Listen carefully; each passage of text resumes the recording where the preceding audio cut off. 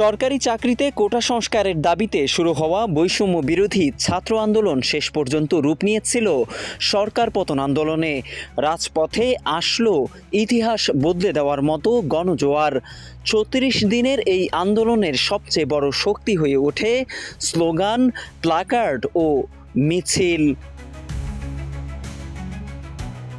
১৬ জুলাই আবু সাঈদ পুলিশের গুলিতে নিহত হলে আন্দোলন ছড়িয়ে পড়তে থাকে ব্যাপকভাবে। এ আন্দোলনে নানা শ্রেণী পেশার মানুষের ভিড় বাড়তে থাকে।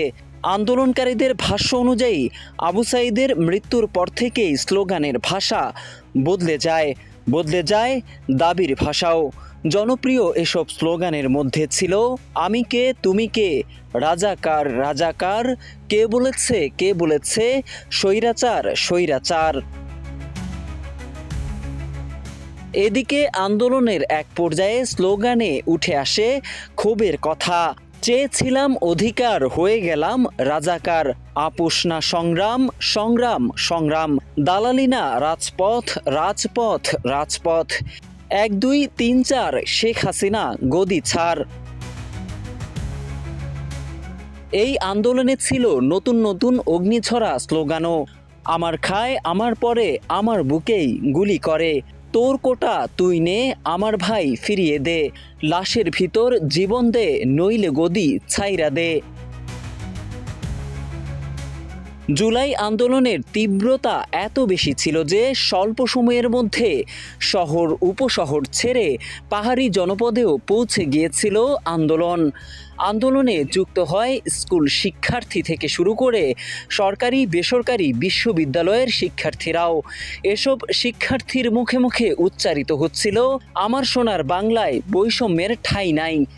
বাংলাদেশের একমাত্র স্মার্ট সিটি বসুন্ধরা এখন আরো নিরাপদ, আধুনিকতায় আরো এক ধাপ এগিয়ে। ৭১-এর হাতিয়ার, গর্জে ওঠো আরেকবার, অ্যাকশন অ্যাকশন ডাইরেক্ট অ্যাকশন। এছাড়াও মিছিলে মিছিলে উচ্চারিত হতে থাকে দেহে কাঁপন ধরা স্লোগান, আমার ভাই কবরে খুনি কেন বাহিরে, লেগেছে রক্তে আগুন লেগেছে, বুকের ভেতর অনেক ঝড়, বুক পেতেছি গুলি কর।